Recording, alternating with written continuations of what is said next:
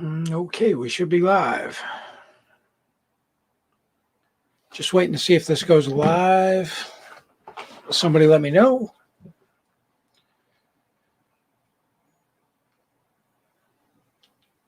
All right. If you don't have a camera and you want to join, you can join without a camera.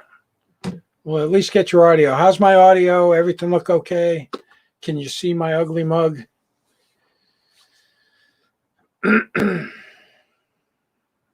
Somebody let me know in the comments.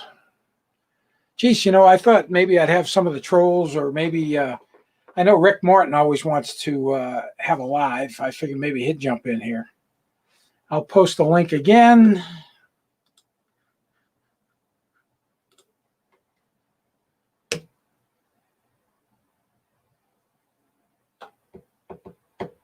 And if you click that link, it'll take you to StreamYard.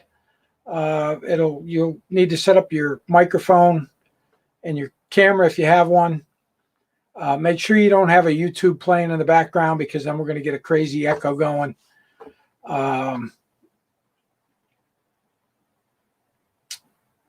But yeah, if you want to join in, I had a couple people said they were going to jump in here, so we'll let it go for a little while.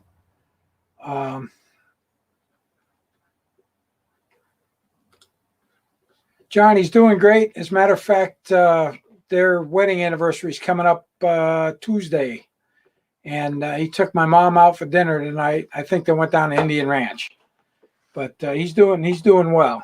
Hey, all right. Well, we'll get our first one here, and we got my good friend Fingers. What's going on, brother?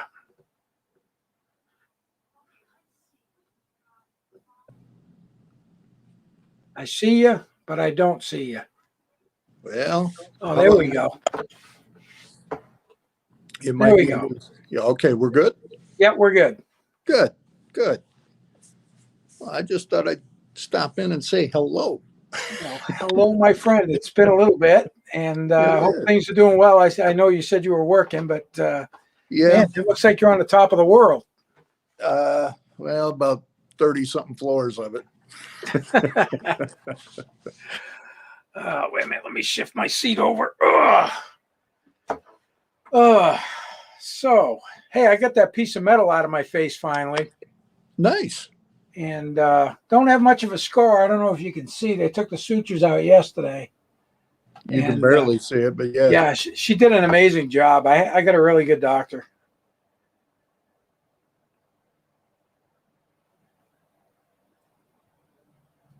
Oh, you must have internet issues. You keep freezing up on me. I don't even know if I'm. Yeah, there seems to be some buffering issues. Yeah, it might be on my end. You know what? I'm going to log off real quick, and I'm going to try a different setting. Okay.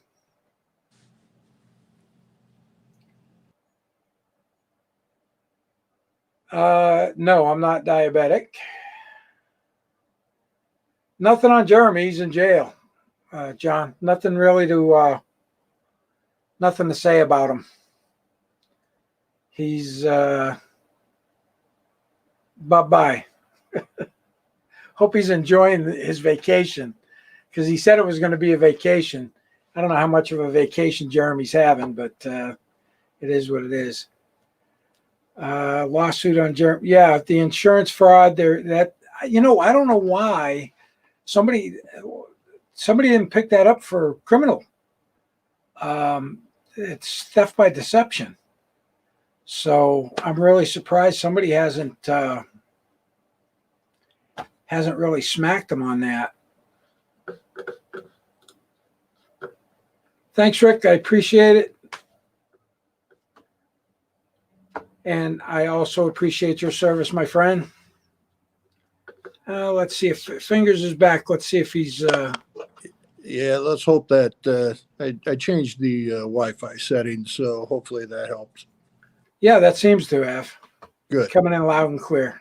Good.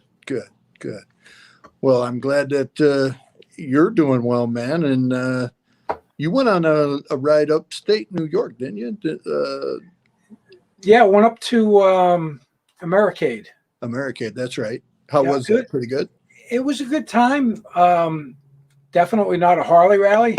Right. A lot of different stuff there. A lot of I don't know. It's like you had to pay to do anything. If you wanted to get into the expo, you had to have a wristband. If you just wanted to go in for the day, it cost you $10. Yeah. It cost you $15 to park down by the lake. That's the problem. I mean, as you know, I mean, you were in Sturgis this year. I mean, unfortunately, a lot of the rallies have turned to we have to make a dime on everything, which does take away from a lot of these rallies. Yeah. I've never been to Americade though. I've heard good things about the rally, and it's definitely in some beautiful country. Oh, the riding was amazing. We went up to Lake Placid. Yeah. And went up on the ski jump towers and that kind of stuff. And but just the riding, it was just amazing riding all up through there. Yeah, really nice. I did. Oh crap! I was on the road for about, I don't know, a month, and I rode all through upstate New York and in that same area, Saranac, Lake Saranac, and all that. Yep. Man, it's New York gets a bum rap just because of New York City, but the rest of the state, man, wow. Yeah, it's beautiful. It's same with New Jersey. There's so many.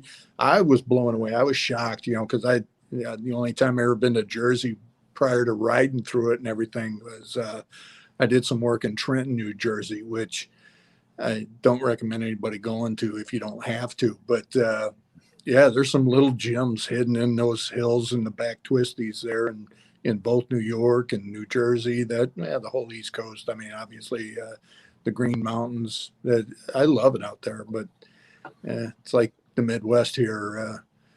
It's got snow in the wintertime, and that makes things suck. Hi, John Davis. How you doing, brother? Let's see. What do we got for questions? We got some stuff going on. Let's see. Yeah, Americade definitely is more of a riding rally. When am I coming to Florida, John? I don't know. I've been there so many times. I lived right there in Savannah, Georgia, for almost 15 years, and I used to go to Daytona back in my road racing days with CCS. Man, we hit Daytona every year. We hit it for Bike Week with the. I did the NASB racing. I did the AMA racing with the 883s. I had my lightweight super bike. I had my 600, and then we'd go back in the fall and we'd race in the fall as well for Biketoberfest. But and you raced at the International Speedway, right? Oh yeah. I got pictures of me in the International Horseshoe. Yeah. Let me see if I can find one. I got one on my computer somewhere. If I What'd can you find think of one, that track? it's crazy. The banking. You can't really freaking describe the banking. Right. It's insane. What the hell is going on? My mouse doesn't want to work. The banking is just totally insane. Yes, it is. Yes, it is. And then for the motorcycle racings there, that dog leg is quite something too. Yeah, the chicane. I crashed on the chicane in '97. I came out of the chicane. This guy had a mechanical. He was on the inside line where I had been going. I led the whole friggin' race, the lightweight Super Twins race. Nice. Led the entire race till the last lap, and then I high-sided coming out of the chicane, and I went from hero to zero in about 100 yards. You're not the only one that's done that, though. Because my ass went sliding down the track, and it sucked. What year were you racing in Daytona there? 95 to 2000. Really? Yep. I was there in 95. So was I. Let me see. I don't know where all my photographs went. I mean, I do have some photographs here somewhere. I probably have some of you. You very well could. It wouldn't surprise me. Wait a minute. I think they're in here. Because there is a way for me to just throw it up on the screen, I believe. Yeah. That's what happens when you get old. You get so much shit that you stored. Yeah. It's hard to find everything.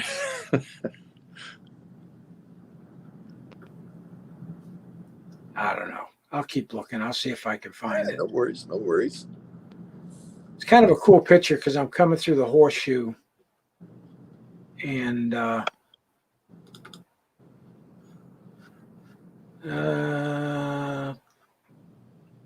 really?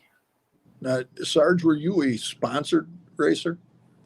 Yeah, by Visa and MasterCard. Seriously? Yeah, they both sponsored me, and I'm still paying for them. Well, that I believe. That's exactly who my sponsors were. All right, I'm not sure how to do this, but I'm sure we can figure it out. Yeah, I don't do a lot of live stream stuff. I know this is kind of like YouTube suicide by having an open mic night. Hey, buddy, you it takes balls to do what you're doing. Yeah, well, I was kind of hoping that Numbnuts there, Martin. I figured, he wants to debate me. I wanted him to show up, but do you really think that'd be much of a debate, though? probably not. Well, if I can make this bigger, maybe I can just see if it lets me share the other screen. That's the problem. Share screen. Share. There you go. Oh, sweet. So that's on my 883 NASB races coming out of the horseshoe. I don't remember what year that was, but that was a lot of fun. As a matter of fact, we were racing with Old Man Duhamel back then. Nice. Because the old man was doing the 883 stuff, and of course Miguel was spanking everybody out on the superbike. Yep. The superbike stuff. That is a cool photo, though. I got some other ones too. I'll have to dig them all out. Okay, at least keep them where I can, kind of show off some of my antique motorcycles on the racetrack. Yeah, absolutely, man. That's cool stuff. Yeah, you got quite the rich history with the racing, and obviously it's garnered you a lot of knowledge. Yeah, here's another one. This is my lightweight Super Twin that I built. And when I put it up on the screen, you're going to notice that the wheels are quite a bit wider than what they should have been on that type of bike because it was a complete hybrid motorcycle. So it's got like a Honda F2 front end on it, but it's a Kawasaki, and it's a twin with a totally crazy motor in it. Oh, wow. So, and that thing was insane to ride. It only weighed 340 pounds. Holy cow. So it was, cool, it was cuckoo to ride. It's a lot of fun though. I bet. Let's see. What do we got? Any questions? What was my MOS? I'll answer that one. I was a 95 Bravo, which converted over to 31 Bravo. All right. Let me go back up here and look at some of the questions because we got a bunch of them. Oh no! I thought we had somebody else. That's just my stop screen. All right. Hey guys, like I said, I'll keep posting this link. If anybody wants to join in, open mic night, guys, hop in there. Yeah, Jeremy DeWitt sponsored me, John. Thanks.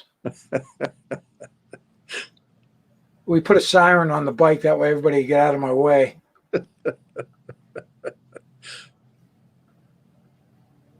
What else we got? What else? What's anybody want to talk about? I was just doing some more research on Lieutenant Colonel Scheller. And, he was big news when he released all that stuff. I kind of shook my head because it kind of goes against all the principles I learned in the military as far as discipline and that kind of stuff. And there's channels for doing that. Was I thinking what he was saying? Yeah, pretty much. Somebody needed to be held accountable, but it's way above those 4 stars. It's in that regime in the Oval Office. Those guys can advise all they want, and if it falls on deaf ears, it falls on deaf ears. But he got the letter of reprimand, and he lost $5,000 for a month. So, and now his parents go on Tucker Carlson saying they want the Secretary of the Navy to allow him to. Oh, we got somebody else popping in. Cool. Allow him to resign his commission, which I don't know how that's going to go. All right, we got Rick. How's it on, going, Rick? man, Sergeant? How you doing, brother? I'm doing well. How about yourself? Good. Sorry, hold on a sec. Good evening, both of you guys. Yeah, good evening. Welcome to the open mic night. Well, like I said in the thing before, from one brother in green to another, thanks for your service. Well, thank you, sir. I appreciate it. Yeah, this is kind of like my YouTube suicide. Fingers told me I was really brave to do this, and I said, you know what? I've never seen anybody else do it. Never. I haven't either. Probably for a good reason. Well, you know what? From a concept standpoint, you've got to start somewhere. There it is. Well, I mean, I'm kind of putting my ass on the line by just clicking people in, because you never know what's going to happen. But I figured it's something new, it's something different, and people will probably enjoy it. You know, as far as it came to you, I don't know, I almost feel bad for saying this. I first got introduced to you because of the DeWitt debacle. And then I started following you more, but dealing with Stolen Valor. And then I was like, oh, he's a Harley enthusiast too. It's like, wow, great.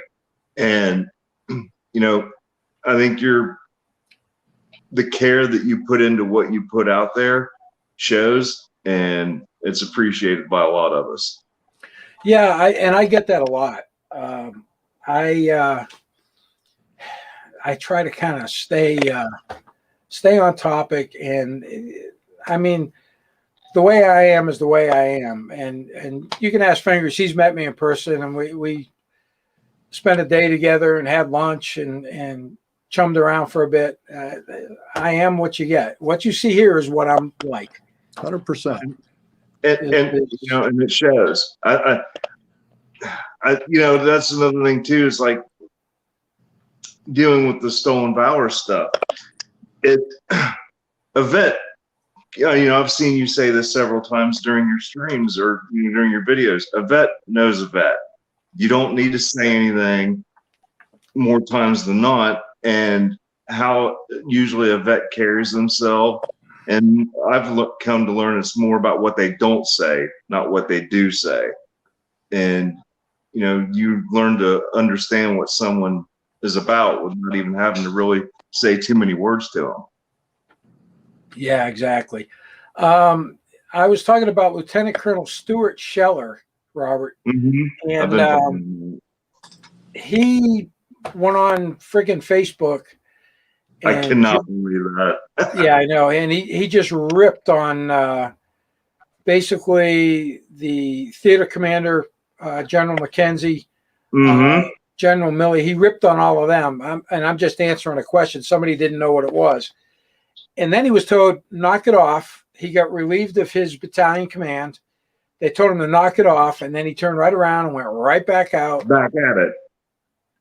Running his suckhole, and ended up with a special court martial with like 5 or 6 misdemeanor charges. He pled guilty to all of them, and he got a letter of reprimand and lost $5,000. So that's the whole thing in a nut roll. He had his 15 minutes of fame. It was all over the news, and now it's all gone. So how can somebody be in that high of a position and have so little regard for their standing, all that time that they spent to get to that point? They just threw it away. I don't understand how they couldn't grasp what they were doing at that time or have no concern of the consequences of it. Yeah, exactly. Now, did he lose his pension because of all that? I believe Actually, he did. he's being allowed to continue on. He's not being discharged. Oh, No, they didn't okay. discharge him. I thought he was that discharged. Nope. so did I. He tendered a resignation, but I think he owes the Marine Corps some time due to him getting a master's degree just recently. Oh, Okay. okay. So he got that on the Marine Corps' dime, and usually that entails a commitment to an amount of service. I don't know if he's just trying to get out of that or what. I have no idea. He didn't lose any rank. He lost $5,000 for 1 month, and he got a letter of reprimand. So he's never going to get promoted to 06. He's still in the Marine Corps. He's going to be in an office somewhere, probably with no windows and one light bulb, flicking papers across the desk for the next 2.5 or he's over 17 years. So he's probably only got 2.5 years till he's out. I have a question. When I've been following you on the stolen valor stuff, like I don't understand, and as an Army person, I'm ashamed I don't understand all of them. But when you say like someone getting tabbed and what exactly does that mean, and how does that process work? When like I was a 13 Bravo, so I was a gun bunny, and let's say that for whatever reason I wanted to go further and go into that. How does that work? Like as far as the whole procedure for going special forces and everything. Okay, luckily enough, I was stationed at Fort Bragg for almost right at 5 years before I transferred to Germany. So I had a lot of friends. My next door neighbor was special forces. I had another neighbor that was he was in 325 infantry, and then he went to Delta. So I kind of got a little bit of an idea as to how that worked. Back in the mid 80s, you had to be E5. You put in an application to go to their selection course. You would go to their 2-week selection course, and then, even if you make it all the way through that 2 weeks, it doesn't mean you're going to get selected. They're very particular about who they select. Of course, some of the guys I saw that were in special forces, I'm like, how in the frick did they ever select you?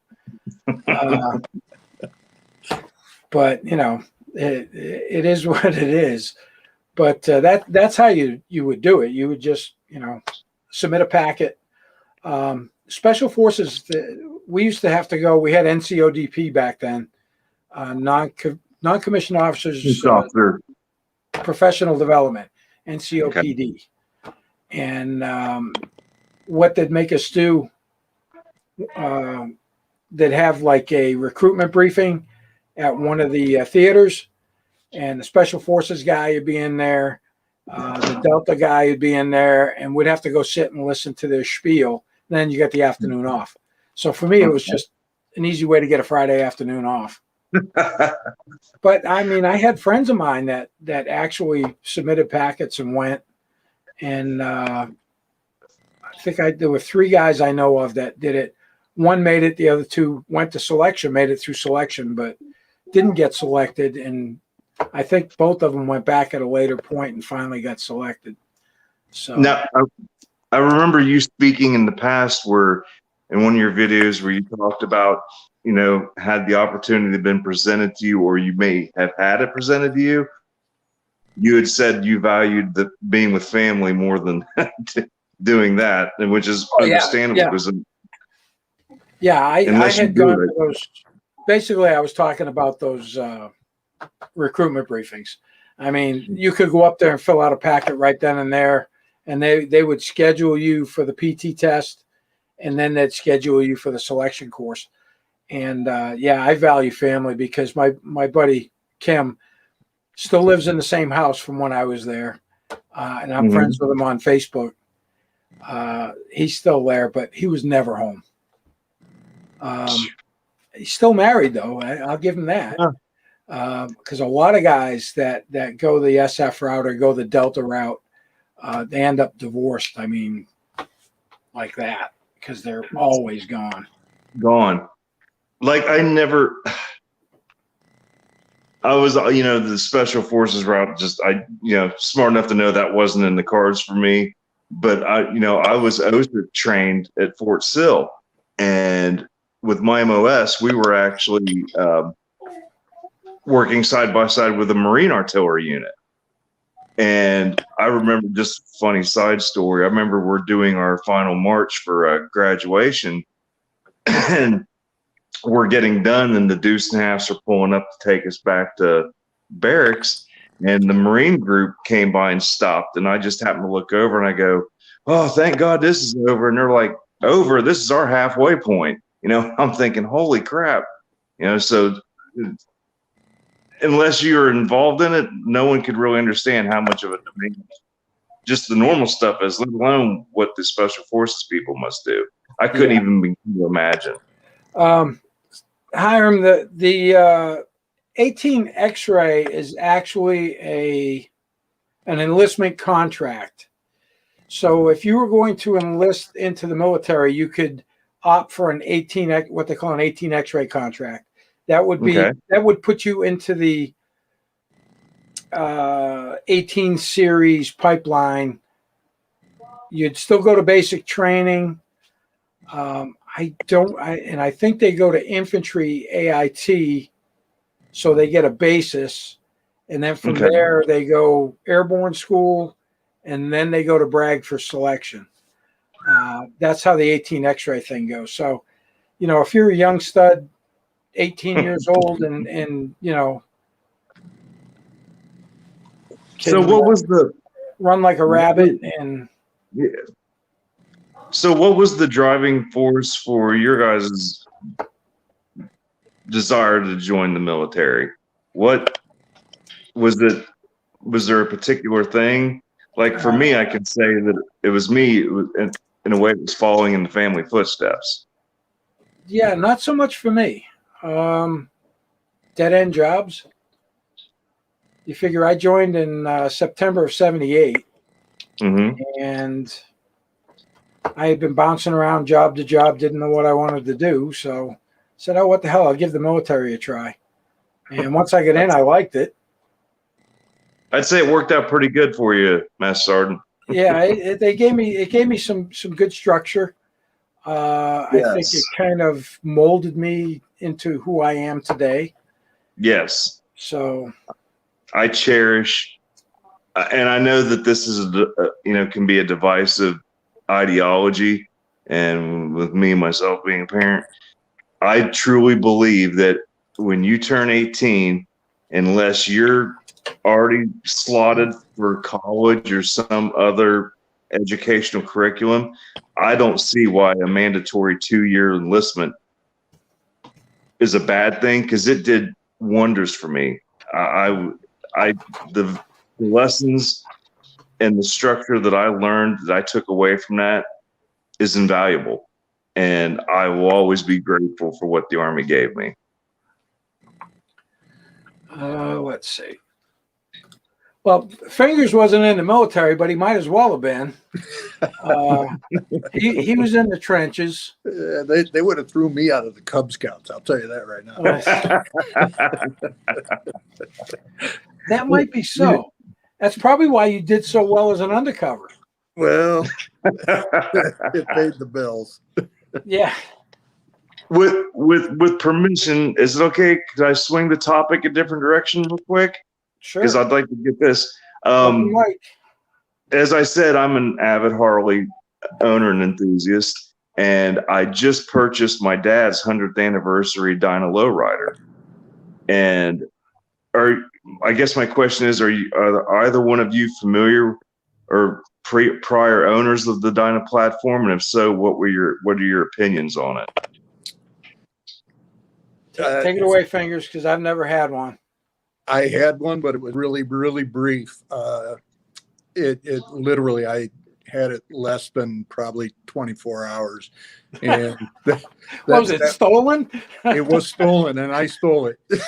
Oh, God. It was Well- one of my undercover ops. Oh, Yeah, I got involved with a bike theft ring, and oh, wow.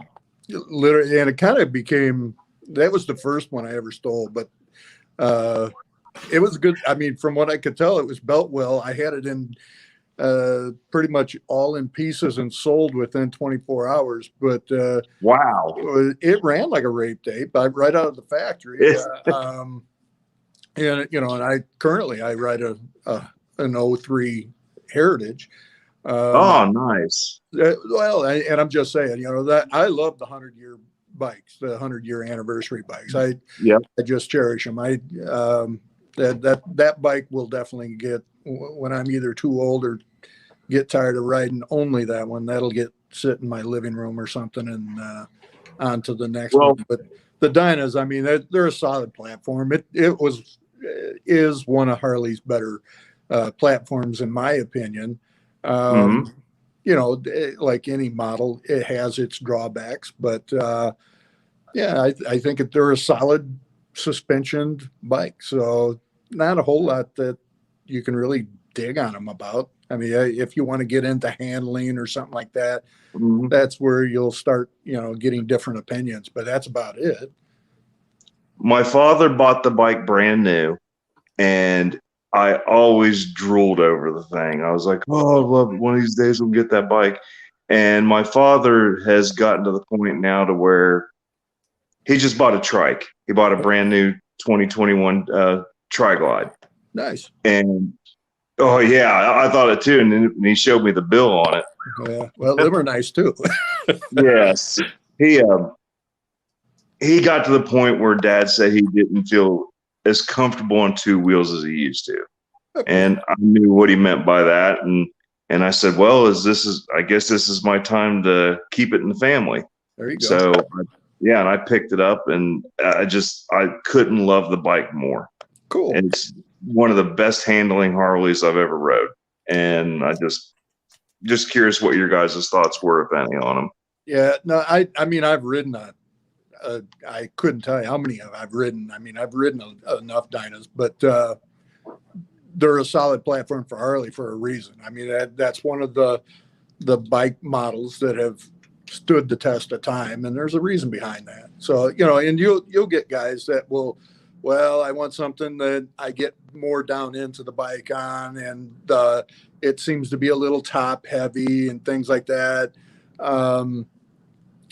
But those are people that usually don't adjust their suspension or even tinker with the suspension at all. Be it if you want to go away from the stock Harley shocks. There's and MSG can talk. He can does. Dropped he yourself. can talk.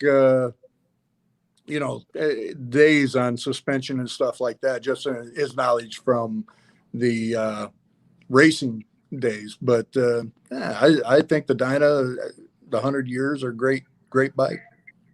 The only issue I'm having with it is getting the back suspension setting was easy, but for some reason I'm having a finicky time getting the front suspension to have a good balance to where I'm not bottoming out, but I'm not too stiff. And I don't know if it's my ignorance of how to set it up that's the issue, or am I trying to compensate for something with a stock setup that I can't overcome? More than likely that you just answered your own question on that front end. Make sure you do your maintenance on it, because very seldom do people, I find anyway, they overlook replacing any of the shock oil up front in the front forks. So I would start with basic maintenance on your front end, but to be honest with you, that is one of the downsides on that, especially that particular model. You might want to end up going with a little bit of stiffer spring up front. I've heard other people. I went to one of the local Harley dealerships here the week prior, and they kind of ventured that same route you just spoke of. So But I look at MSG's bike. That's almost like a lazy boy on wheels. I've only owned 4 Harleys. I don't know. Yeah, 3 or 4. I had my 883, which was a race bike, never got ridden on the street. I had an XR 1200R that I rode on the street. It was getting converted into a race bike for the, and this has to do with does Harley do races? They do. Flat track is their biggest deal. Okay. Road racing, not so much. Back in the 90s, late 90s, Scott Russell tried to campaign a Harley Davidson in the Superbike Daytona 200 and just couldn't keep pace. They were almost there with that motor, but they were a little bit behind. And I had the 883 Sportster. I had the XR 1200R. I have my 07 Ultra Classic, which was another sofa, and now I've got my Ultra Limited, and it's a 115th anniversary bike. So somebody asked about the colors on the 100th anniversary bike. Silver and black is mine. Silver and black. Yeah, they wanted to know if they were the Duracell colors. I don't know what the Duracell colors are. Silver and black. Is it? The Duracell one, that would have been the 105th anniversary. Now, see, so you're gonna have to help educate me on that. So the 105th anniversary, I thought the Duracells, the gold and black. Never mind, Jesus. Right. Yeah. Yep. So that was the 105th. I believe I could be wrong on that, but I think it was the 105th. Okay.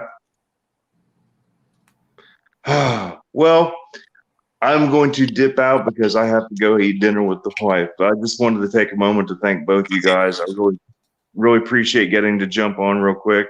I appreciate it. Like I said, this is something new.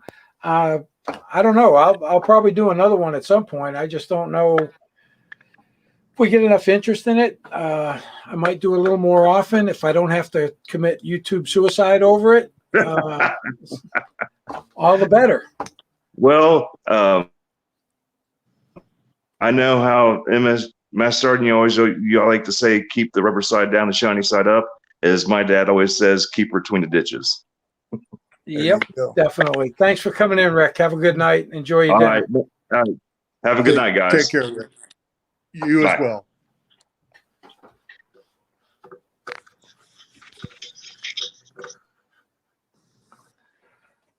So far, so good. We haven't Just the puppy. the wife's showing me pictures of puppies. Okay. Friend and his puppy. Alrighty. Random annoyance. There you go. Well, she's retired now, so she deserves that right. Yeah. Yep, she is. And she's enjoying it. Well, she was trying to get a job. They were looking for an interpreter at Old Sturbridge Village, which is 1790 to 1840. They were looking for a sewing person. Really? And she applied for that. She didn't get it because it was obvious that one of the girls that was there for the thing, she's probably been a volunteer there for years and one of those kind of things, Right. They already knew who they were going to hire, but Sure. they had to go through the motion. So let's see what else we got. This is pretty sedate. I was kind of hoping I'd get some of Ben's trolls that had come jumping in here. Well, you're lucky you don't have mine on here yet. Oh, trolls are trolls. They don't bother me. I don't care about them. It doesn't matter to me. Yeah, same here. It's 6 one, half dozen of the other. Yeah. Well, If if they're spending their time going after me, I figure they're not really they're a fan. yeah, exactly. And if they get too obnoxious in my comments, I just click that little hide button, Right. and then they don't have to see it anymore. Exactly. But I haven't done it to very many. Maybe a half a dozen. Yeah. Yeah. Yeah. You always get a few. Don't let Jeffrey Tubin join. I don't know who Jeffrey Tubin is. I'm just reading some of the comments here. I do not cover frauditors. I do watch a lot of frauditors. I watch Schrodinger's cat. He's a retired Navy guy that does talks about all the First Amendment auditors and frauditors, and he posts a lot of cool videos of them getting tased and shit like that. And I love his channel. You can't have a battle of wits when you're with an unarmed person. And that's how I view these frauditors, as just basically being unarmed. One thing I will say, and then, of course, on the other hand, you got sovereign citizens as well. And like Rick Martin, the constitutional lawyer. And, it's funny how all these people turn into sovereign citizens after they get arrested and lose their driver's license. Yep.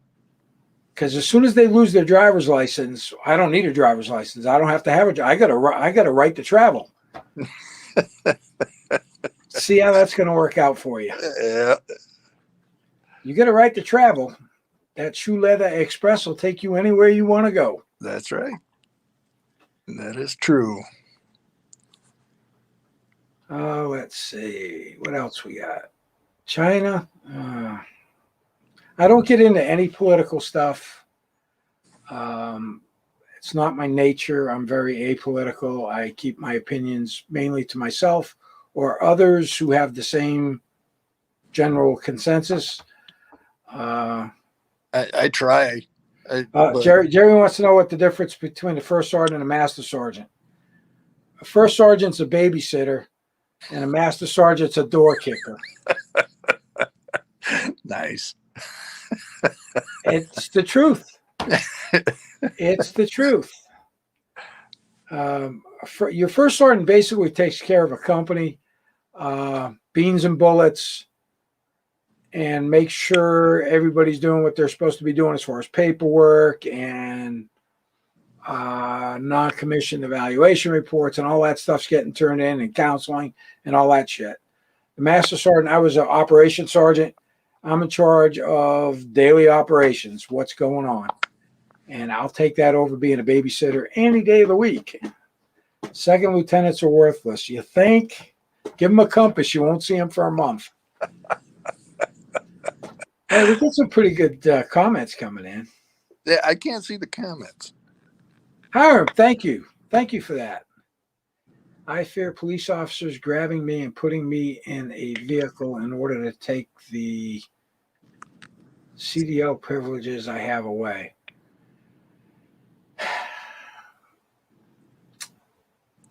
I don't know why there's a fear of police officers. I can understand your concern about your CDL privileges. I think a lot of it, Sarge, is the media has obviously drug law enforcement through the mud so much that some of the mud's sticking. And quite honestly, it's some of, I'm retired law enforcement, but I still consider myself, part of that brotherhood. And unfortunately, we need law enforcement. When I say we need to police our own, and we need to do a better job of it because there's way more good cops on duty than not. And which ones make the headlines? Well, it's always that guy that gets caught on camera screwing up. And people want to highlight when cops get arrested or something like that. And it's always my question is, well, who arrested them?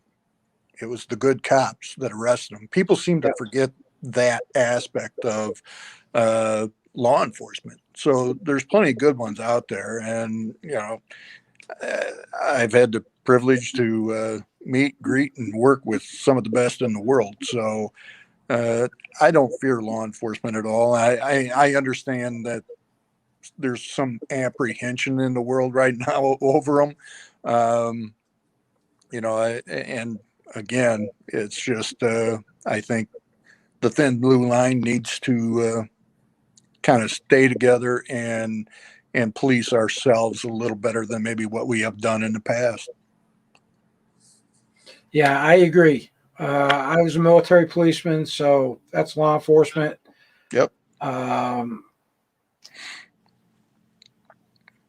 And I'm still working, but I'm not going to say what I do for work.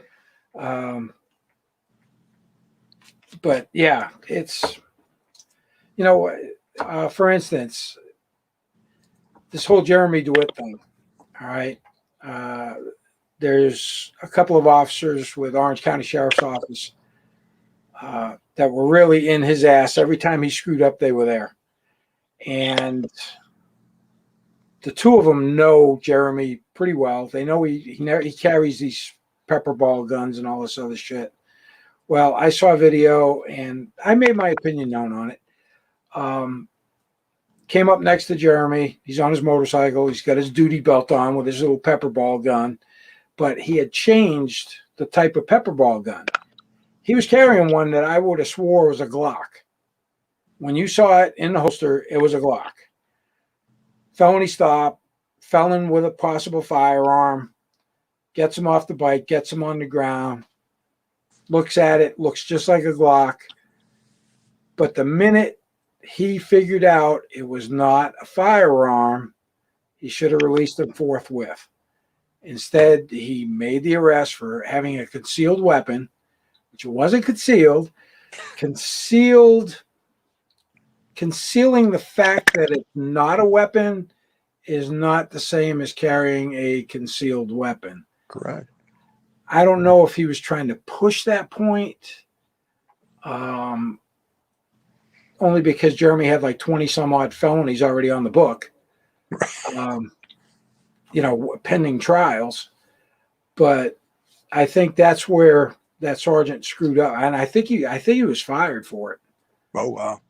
Yeah, they did a disciplinary thing just recently. I haven't really been following it that much, but I made my opinion known that, the minute you find out that it's not a firearm, he's not breaking the law, you got to release forthwith. Don't just drag him down the station and book him and do all of that stuff. Right. And charge him with something when you've got any inkling that it's not going to stick. It's a stretch at best.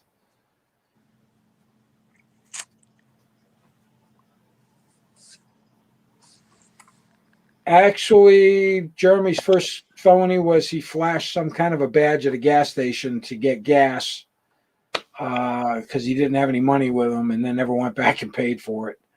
So he got charged with the petty theft and the impersonating a police officer. What a tool bag. Let's see. What else? We got anything else on here that's any good? Yeah, you're welcome, Rick. Not a problem. Come on, guys. I'll post the link up again. Hop in. Even if you don't have a camera, hop in. We'll get your audio anyway. I was really expecting this to, it was either going to go one of two ways. It was either going to go really well or it was going to be a complete and utter shit show. And I'd have to close my channel, change my name, and never be seen in public again. I think for the most part, your channel, you got some very good, intelligent subscribers and viewers on your channel. I mean, they're consistent, so you're lucky. Yeah, I am. I watched Ben's. Ben did an interview with Steph. What was it? Send It Steph, all one word. Okay. She lives out in the western part of Connecticut. I'm going to try and hook up with her and her husband and go do a ride somewhere. Nice. But, I missed that one. I believe I was working again.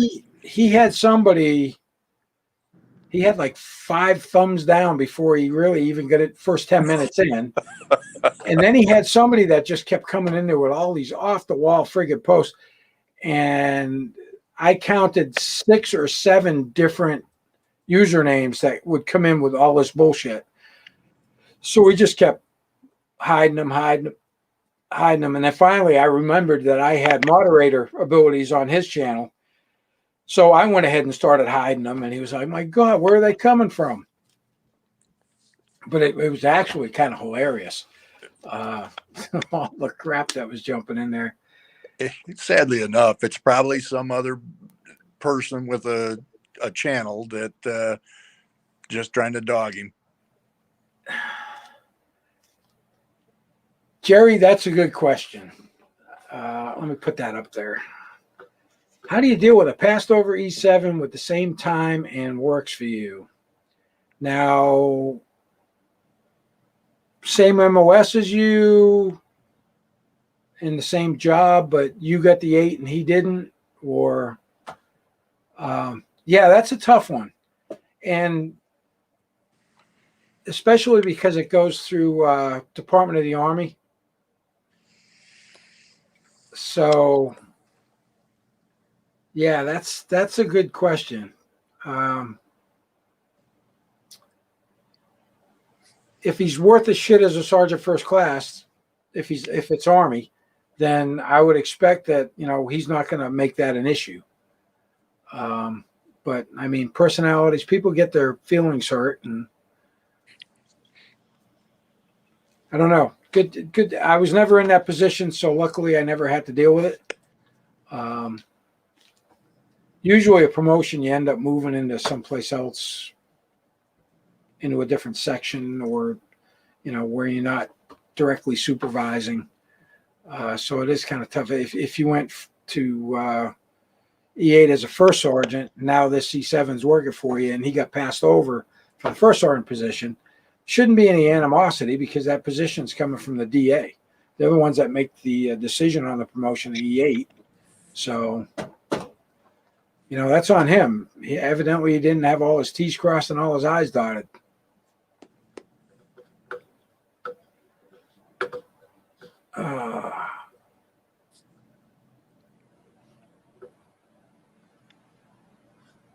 What? Ben Piscopo, that ball jerk that wears fake imitation U.S. Army T-shirts with the Hebrew writing on it that makes videos on tinkering with tools. No, that's not the Ben I'm talking about. I'm talking about veteran biker. Veteran biker. But now I'm going to have to go look this guy up just to see what this is all about.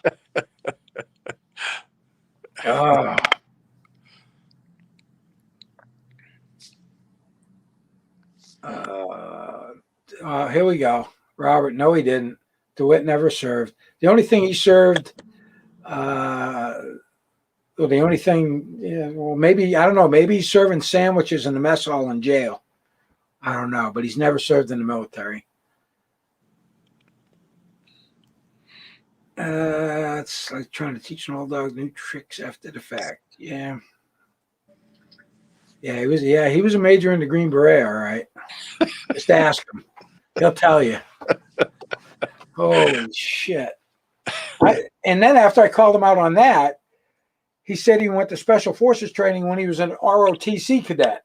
Wow. What? And I've got a really good friend of mine that works. He does work over at Guardians of the Green Beret. He's a Green Beret guy. And I called Steve up and I said, hey, get a load of this. Now he's saying he went to the Q course when he was in ROTC. And I thought Steve stopped breathing for a minute. He was laughing so hard. I was like, oh my God, I just killed him over the phone.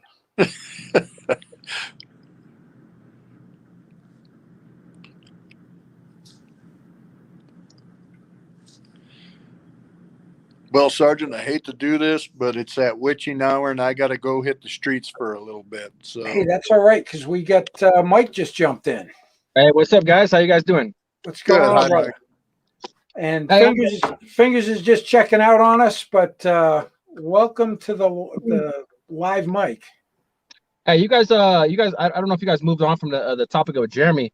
I was just wondering, pretty much, hey, what do you guys think about the, his sentencing? And do you think that, was there some nefarious shit going on as far as, as far as with the sheriff and the under sheriff and all that? What do you guys? What's your take on that? I think he got off really light. I Well, think I think it was like 2 years, right? he got 18 months. Now, Okay. I still have not been able to figure out. He got 18 months in Osceola County. He got 18 months in Orange County. Right. Is he going to, since I don't know whose custody he's in right now, is he going to do the 18 months in Orange and then do the 18 months in Osceola? Or because they're in 9th District, have they worked something out to where it's a consecutive kind of thing? Or is it going to be? So, yeah, was it, was it all together as far as, all the charges as far as, over the counties? Was it that, or was it? Well, there's two different things. Now, like I said, he was sentenced to 18 months in one county and then 18 months in another county. They're two totally separate sentences. So I don't know how that works. Florida is freaking weird.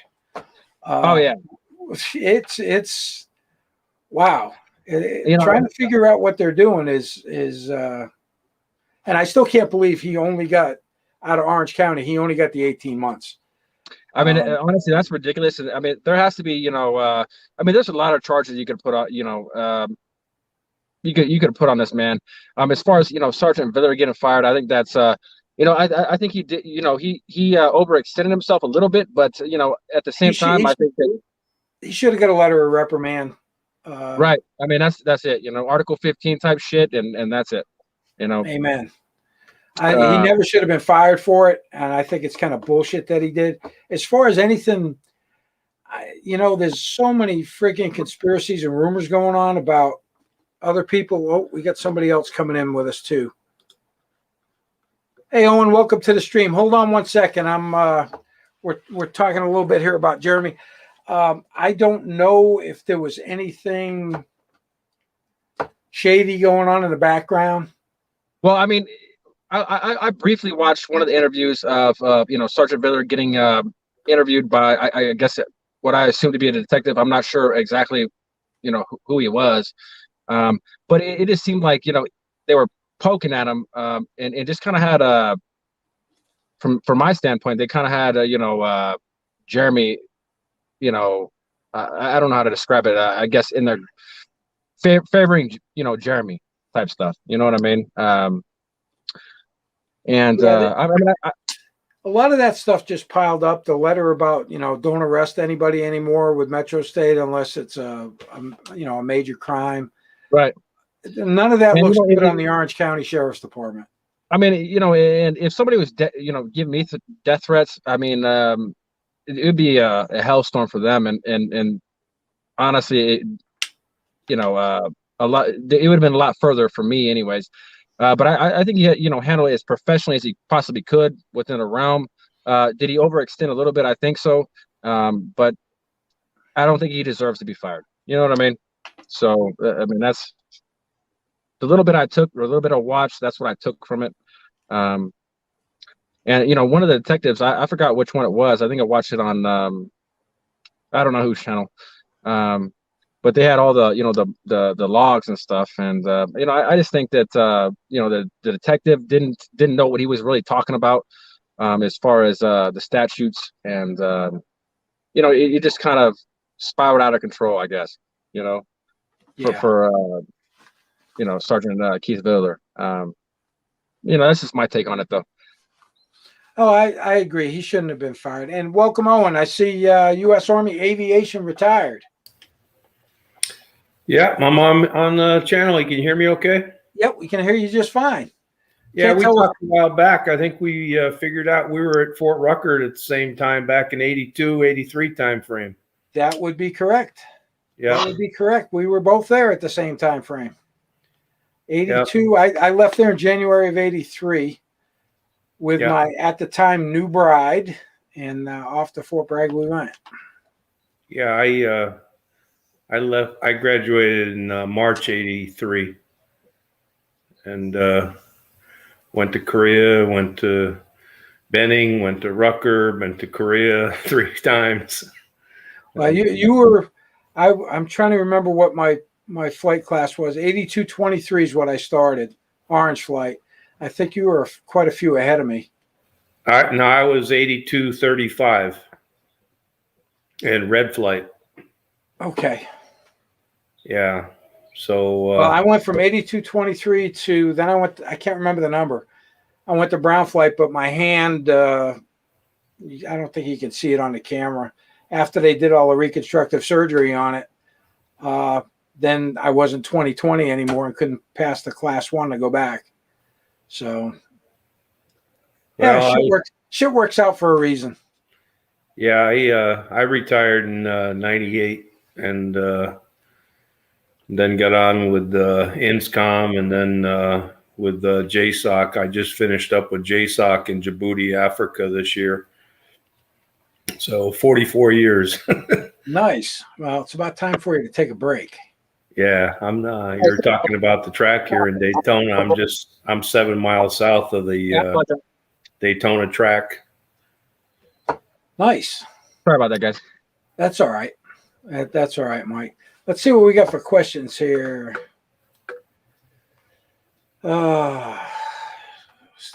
Steel pots and M60 tanks. Yeah, I was in when they were still using those. Let's see. Yeah, Jerry, you're right. Prosecutors don't take up cases unless it's a slam dunk, and that's pretty much the same everywhere nowadays. And Hey, after you get done answering those questions, I had a real quick question for you. sure, go ahead. Go ahead, Mike. Okay, so you guys were talking about sovereign citizens earlier, and so I've watched a lot of people getting pulled over and they claim sovereign citizen. Pretty much, what is the definition of that? And do they have a right not to have a DL driver's license, and they can drive, or what's the deal with that? I've never really looked that deep into it. I just kind of like to watch them when they get their windows smashed and get tased. But they're basing that on, like, I don't know what they're basing it on. They keep saying they have a right to travel, but if you look up right to travel, it doesn't have anything to do with driving a vehicle. Right. It had to do with people going from one state to another and having the same rights as those people in that state. It was really weird how all that came about from way back when. But yet now they're trying to say that it has to do with their right to get in their car and drive across the country with no driver's license. Right. So And if I had no DL, could I say, oh, I'm a sovereign citizen? Or you could, but you're going to get charged, and you're probably going to have to bail out of jail, because most places driving without a license is an arrestable offense. So sorry about that, son. I'm trying to. That's all right. Don't worry about it. It's not that bad. I'm in my truck right now, and I got the back windows tinted like limo tint. So I'm surprised it's really coming through. But I'm guessing you're at work. well, I just got off actually, and I was at the. I'm actually in Utah right now, and I was having a couple of beers at the pub. I was listening to you guys. I got the notification you guys were on, so you guys were talking about the Hardys and stuff like that. So, and I was just in there enjoying myself.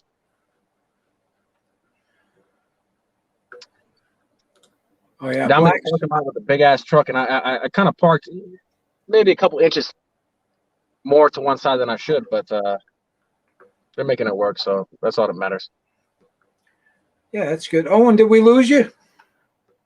Nope, there he is. So, I'm back. Okay, you're back. I know a lot of, and somebody just posted this too, and I've seen this Black's Law Dictionary, and they use a lot of quotes and cases from that, but it actually has absolutely no standing in today's courtroom.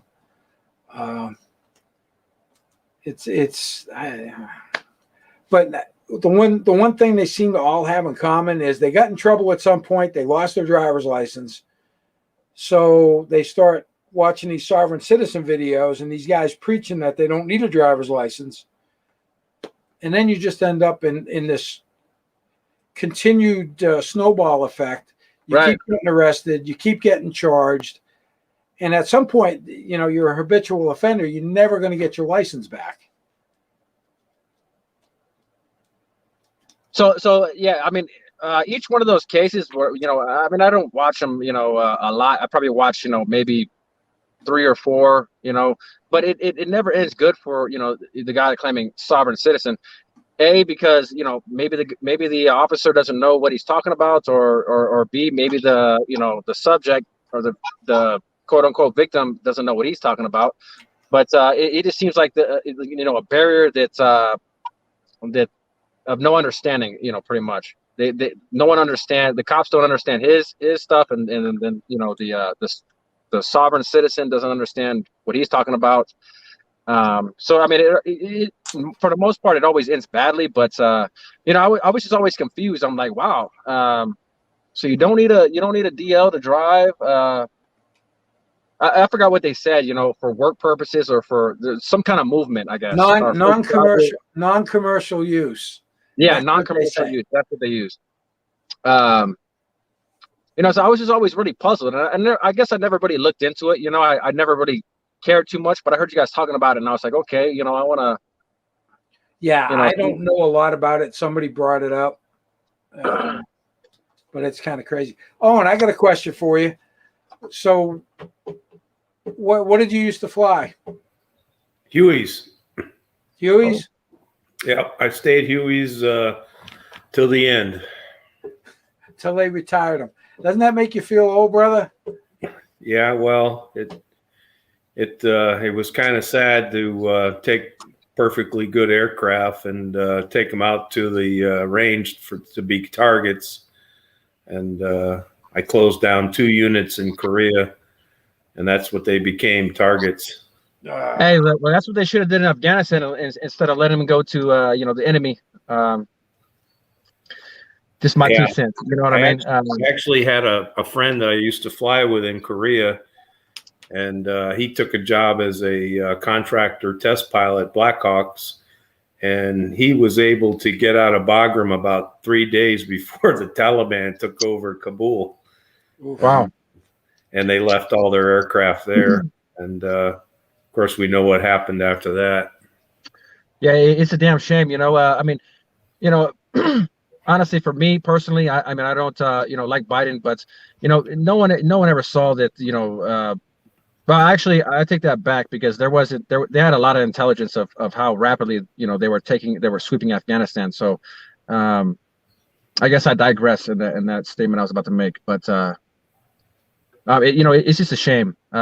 They're better off now than they were when we initially, you know, went in. So, I mean, that is a shame. You know, they got choppers now. I mean, they got all of our gear, guns. I mean, they have a, you know, it's pretty much a mercenary group as far as Blackwater. Maybe not as good as far as, you know, training capacity and how much talent they actually got on the team. But I mean, they're on par with the mercenary unit. You know what I mean? Well, there's still people that believe we'll go back.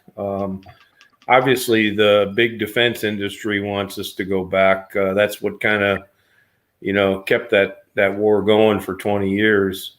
Right. I never went there, and I never went to Iraq.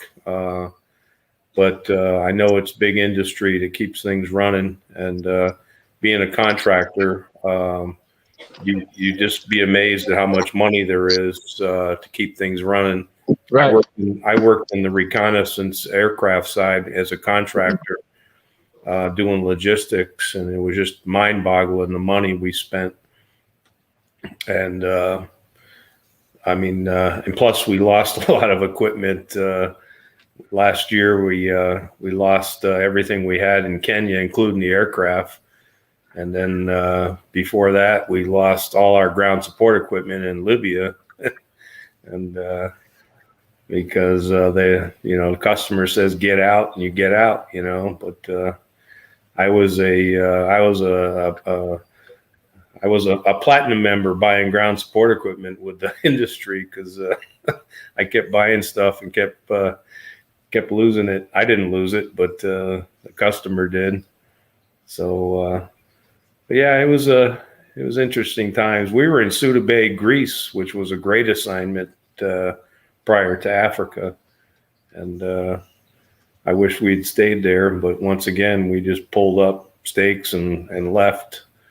And I think we must have had 65 people at any given time, all living in resorts over there, paying crazy money, and 35 rental cars. Yeah, it's the contractors for the last 20 years have been just making money hand over fist.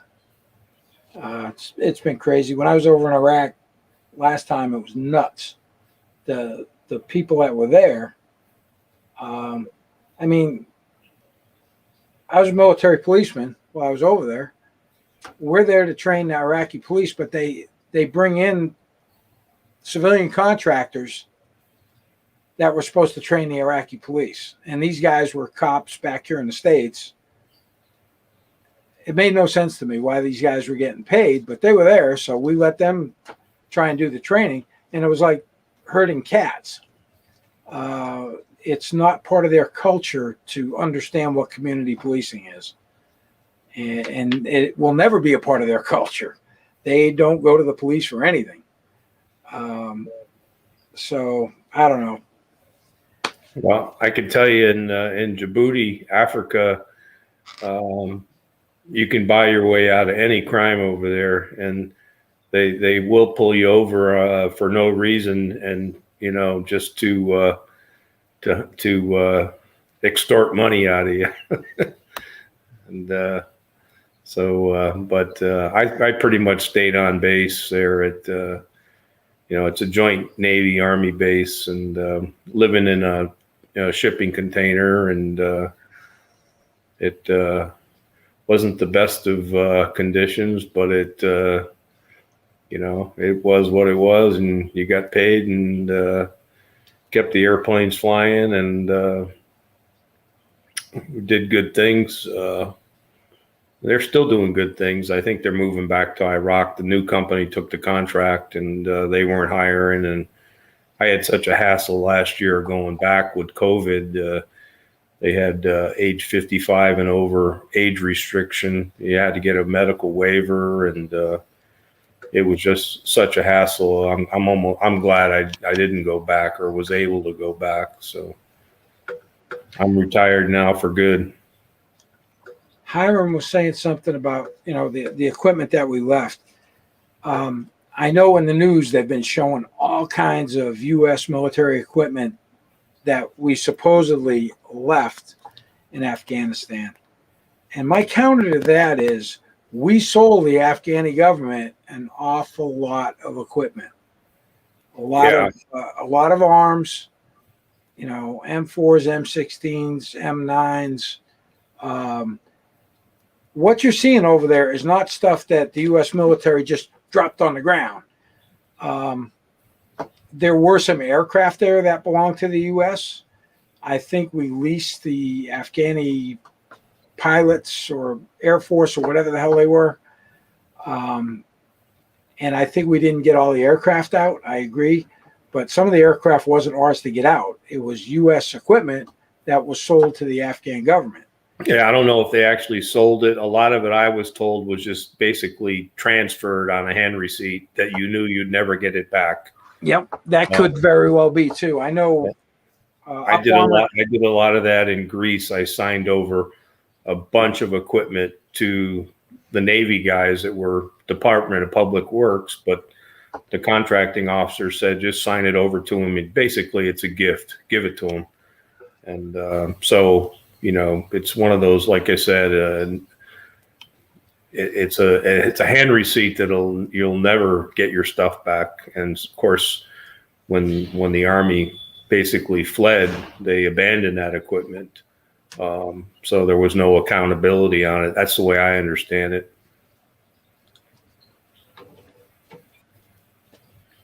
Gina, that's not very nice. I don't know which one of us you're talking about. I'll throw her thing up there. The gentleman on the left. Now, my left or your left? If it's my left, then I look like I busted a nut in a sock. Really? I'm just trying to keep up with some of the questions that are popping up. Now we got Becca Jane. We got trolls. The name changed. It wasn't Gina. Oh yeah, we got Gina Rogers. We got Becca Jane. All right. So the trolls from Ben's channel have arrived. Bye-bye. And I was the one that posted about don't let Jeffrey Toobin join. You said you didn't know who he was. No. He was the CNN analyst that joined the Zoom meeting with his pants down. Yeah, we don't need that. Like I said, I don't want to commit YouTube suicide by doing this. I just wanted to do an open mic night, and anybody that wanted to join in, and I'm going to post the link again. And if there's any more trolls trolling, how about joining the stream if you're going to troll? Also, I wanted to say thanks for the stickers. Not a problem. I was sending a couple to my buddy that was still in Djibouti to put on a couple of the ground support equipment pieces there, but he just took a job in Lithuania. So once he gets there, I'll shoot him over there. Well, if you need some more, let me know. We finally got our printer out in the sign shop working again. I'll go out and make some more. All right, thanks. The rectangle, the nice ones, not the little round ones. All right, thanks. And I'll send you a stack of them. You can send them overseas. I'd love to see pictures of them on overseas. That'd be awesome. And by the way, if anybody else needs stickers, msgretired@msgretired.com. Shoot me an email. I will, with your mailing address, of course, and I will send you some stickers just because.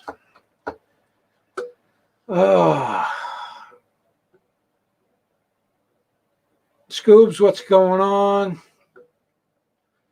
Here's somebody who was in Djibouti for a couple of days. Jean-Claude.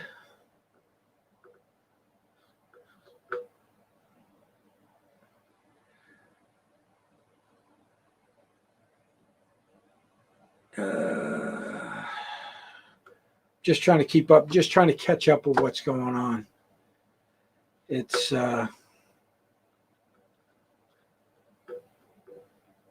he was there with the U.S. Navy for a couple of days. They refueled and took on some stores. That's pretty cool.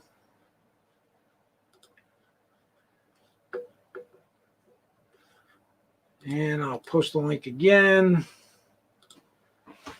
And let's see. Well, hour and 20 minutes.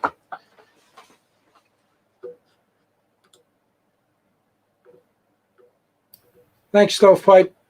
We appreciate your respect. Yeah, it was funny because I had been chatting back and forth with Owen a little bit, and we found out we were both at Fort Rucker at the same time. A lot of people don't know that I attempted flight school,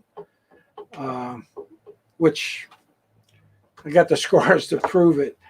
I don't know if you guys did it. Remember when they brought out that big gigantic ball for PT out in the field, and everybody got down in the crab walk and you kick the ball at each other? That's how my hand got smashed and ended up needing surgery.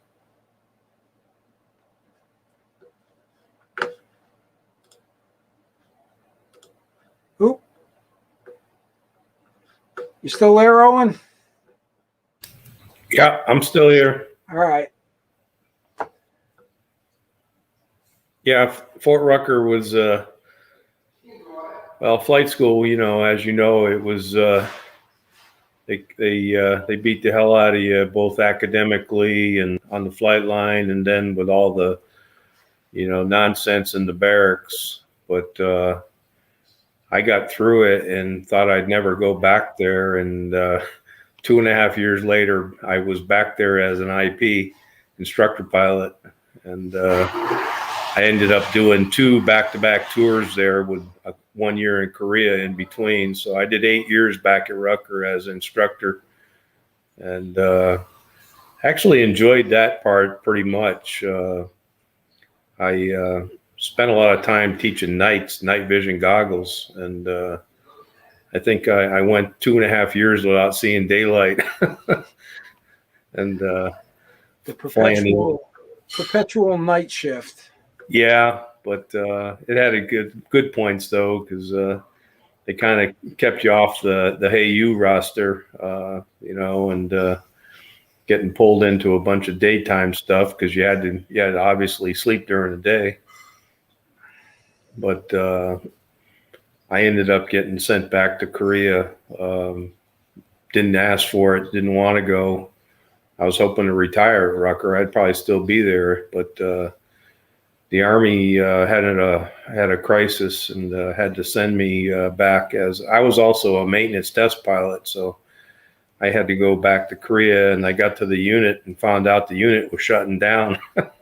And so I was there on a 2-year tour with a unit that was going away. I can imagine that kind of nightmare.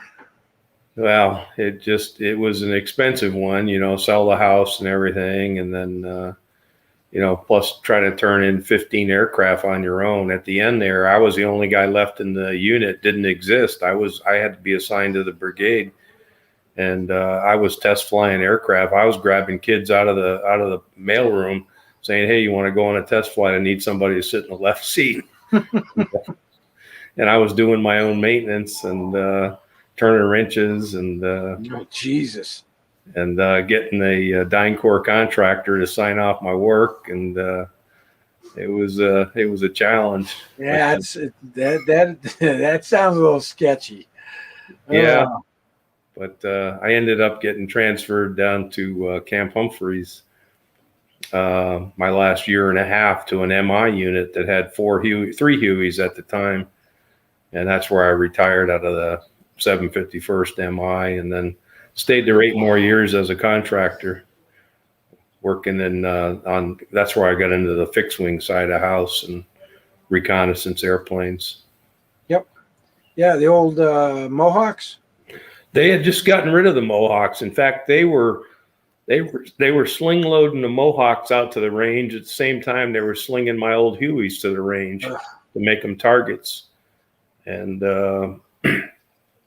but we had the RC-12s guardrail program, and then we had the Dash 7, the ARL Airborne Reconnaissance Low, with the 4-engine turboprops. And so we did a lot of work with those aircraft. And then we had Dash 7s also with the JSOC guys when I got into that overseas, and Greece and Iraq and Afghanistan, and we retired those. Now they're flying Dash 8s. I don't know if you're familiar with those.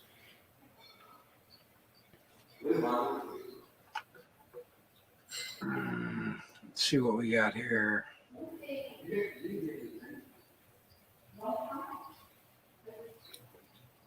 I see you got a few Marines on here tonight. I also did my first 5 years in the Marines as a Huey crew chief. Oh, so you were one of the Marine guys that came over to go to flight school. Yeah, there was usually 2 guys in every class. I think it was about the norm, because when I was teaching there, it seemed like every class had 2 former Marines. And I one of those guys that applied, figured I'd never get a call, and I did. And I jumped at the chance to go do it. Did you ever run across a guy by the name of Joe Bellwood? No. Because I know he was pretty much probably 4 years after we were there. Well, 5, maybe 6 years after we were there. He showed up as he was a wobbly one over in Germany.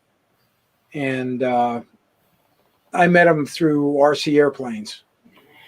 Okay. And then when he retired, he went back and he was an instructor at Rucker. And then he did something over in Saudi. I forget who he was working for, but he did some contract work over in Saudi. It seems to be a theme with all the pilots. Almost everybody, they retire and then they go do contract work. And then they retire from that and enjoy life. Yeah. Well, when I retired, the flying just didn't pay well, even at Rucker at the time. And so I being a former maintenance guy, I went back into maintenance and was making twice as much as a contractor pilot. And, but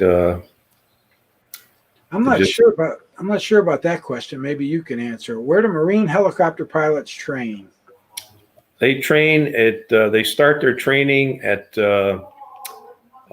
it's in Milton, Florida, and it's called Naval Air Station Whiting Field. It's right near Pensacola, and they actually start off in fixed wing. They basically get their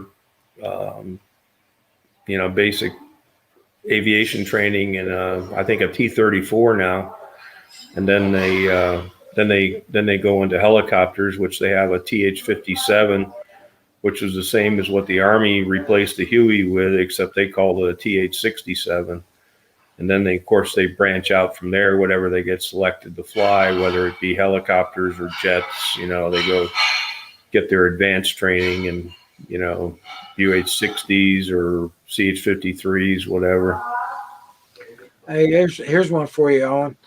How was your first flight as a Peter pilot on your first assignment deployment? Assuming you've been deployed to Germany or something.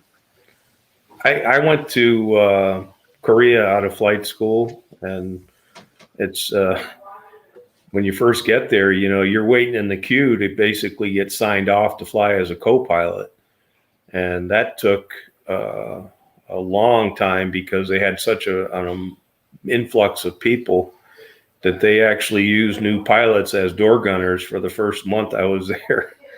And Jesus. And also they had us, we were W1s, and they had us pulling guard duty. They had Spec 4 and below and W1s pulling guard duty. Oh, shit. That's crazy.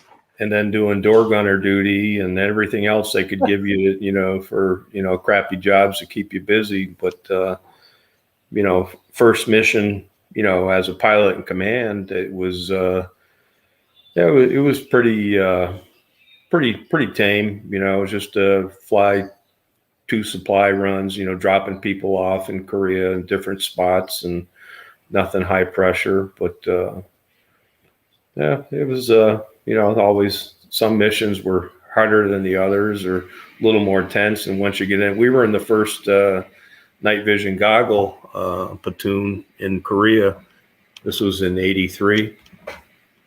Shit, those were what? Which version were those? The AM? The old EPS-5s, and they used to be full face, and they just authorized the cutaway mod, so you could actually see your instruments. But back then there weren't many rules, and it was kind of learn as you go. And I can't believe we didn't kill anybody the rest of the year I was there. Didn't you have to put like a counterweight on the back of your helmet with those things? Yeah. In fact, we went down to a local tailor shop and had these little bags made with Velcro. And we put on the back and we filled them up with Korean change from, like quarter-sized coins to weight them down. Yeah. And they came. Things changed a lot. I mean, some of the night vision gear we were using over in Iraq was amazing. Yeah, the new stuff now, it is amazing. In fact, when they came out with the Anvis, it was it was like, you know, a game changer. And I kind of felt ripped off that I'd flown most of my nights with PVS 5s. But you would think at the Aviation Training Center, you'd have the best equipment, and we were the last unit to get ANVUS. Yeah, I still had shitty depth of field. Yeah, that's right. So you still kind of weird with that, but we had the 7s, the monocular, or the 2 and a 1. The ANVUS PVS 7s is what we had, and I couldn't get some of my drivers. You know, we'd go out the wire, and I'm like, dude, turn your fucking lights out and put your NVGs on. And some of my guys, they couldn't do it. They just couldn't drive with them. I don't know if that was their issue or what, but it used to piss me off. All of a sudden, somebody turned their lights on, and you know, boom, there you are. Might as well tell the world where we are. Give them a good target. All right, we're at an hour and a half. I don't think I'm getting anybody else in here. Owen, I really appreciate you coming on, but I'm going to cut it off. Yeah, I appreciate you having me. Hey, it was great to have you on. The rest of the guys that came in, it was awesome having everybody. I don't have to go slit my wrist now and commit YouTube suicide. We only had a couple of trolls, and I got rid of them really quick, so that was pretty good. No Jeffrey Toobin. No. Nobody flat. Now, if we got a couple of young ladies that wanted to come on here and give us a flash, that might be okay. But yeah, I don't need somebody coming in there with their pants down. Yeah, probably get demonetized pretty quick. But hey, guys, I appreciate it. Owen, thanks for coming on. I'm going to try and do this maybe once a month, maybe more. I don't know. We'll see how it catches on. If this gets some views and people like it, we'll keep going with it and try and do it a little more often. If you like the content, as always, make sure you subscribe to the channel. Hit the bell to get notifications of these lovely live streams or any media I may upload. And if you're out there riding a bike on twos, shiny side up, rubber side down, and everybody have a great evening. Thanks again, Owen. All right. Thank you. Bye.